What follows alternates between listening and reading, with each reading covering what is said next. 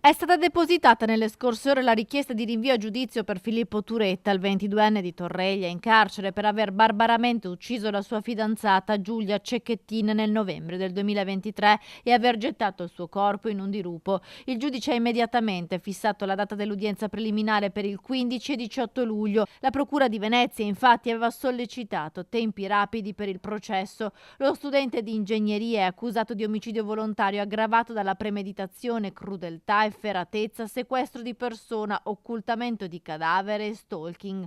Turetta potrebbe anche decidere di parlare in aula, una scelta che valuterà insieme ai suoi legali.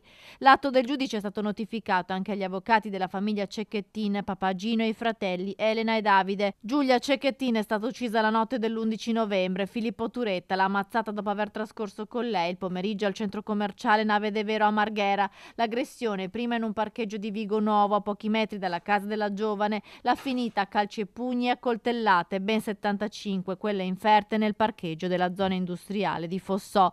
Poi l'occultamento del cadavere gettandolo in un canalone vicino al lago di Barcis. La fuga di Filippo Turetta è terminata una settimana dopo il delitto in Germania, ad Halle. Nel suo PC i carabinieri hanno trovato le prove della premeditazione, con ricerche effettuate dal giovane prima del delitto di modi per neutralizzare una persona e poi l'acquisto di nastro adesivo e sacchi neri.